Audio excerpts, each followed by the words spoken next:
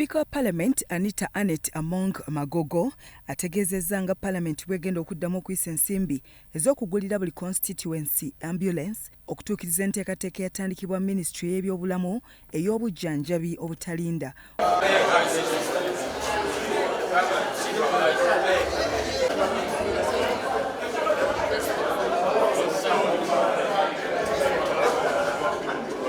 Obweyamo buno Sipiika Among abukoze bw'abadde atongoza olusiisira lw'ebyobulamu olubadde olunene ddala olukubiddwa mu disitulikiti y'e Bukedeya okusembeza obujjanjabi eri abantu mu bitundu eby'etteeso. All districts have ambulances. The money which was returned was supposed to add more ambulances, but we have ambulances everywhere. But that said and done, we are going to budget this year again for those ambulances that were removed. Ministry y'ebyobulamu yatandika okugaba ambulances eri constituency omwaka gwali gwa 2023 mu nkola emanyiddwa nga Emergency National Ambulance Service nga constituency 116 zokka ze zaafuna ekintu Parliament kyeyagala okumaliriza. Era Among asuubizza nga Parliament bwegenda okuwagira ekyokujja omusolo ku byuma eby'ekisawo okulaba nga bibuna malwaliro abantu gye basobola okubisanga. That should be done, and we will work together with the finance and the URA to ensure that medical equipments are not taxed. All sectors, all departments are in Bukedeya for this medical camp, and they are going to do a very good job. And they have very good laboratories.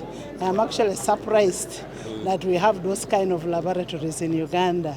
Ababaka kakiiko ka Parliament ak'ebyobulamu beetabye butereevu mu nteekateeka eno nga bakulembeddwamu ssentebe waabwe Dr. Joseph Ruyonga era batubuulidde kye bataddeko essira. Nnyo gwe ng'omuntu kubanga tuli mulwadde tambulako ogendeko mu hospital mu ddwaliro bakukebere sukaali bakukebere pressure n'ebintu ebirala. Kati gwo omulimu gwaffe gwokulaba nti amalwaliro gonna galina ebintu ebimala ebikozesebwa ebimala kyekinte. Dr. Chabayinze Daniel akiikiridde Director General Health Services mu Ministry ey'ebyobulamu asabye abantu okweyambisa omukisa gw'ensiisira z'ebyobulamu okwekebera endwadde enkambwe nga kookolo, sukaali n'endwadde z'emitima nti kuba malwaliro ziba za buseere. Naye bwe tutuuka mu ndwadde zino nga non-communicable diseases tubadde tukyali bubi nnyo. Mu abalwadde 100 bagenda mulago babeera bamu stage advanced stage.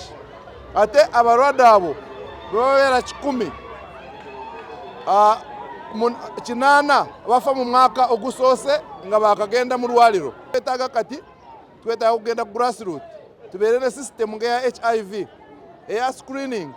Abantu abamanyirwa nti balina cancer babawe eddagala, ate abali ku ddagala cancer n'endwadde ezo zibeere controlled. Tuteeka mu community screening okukebera abantu obutamanya kubanga endwadde ezimu batambula nazo tebamanyi nti balwadde.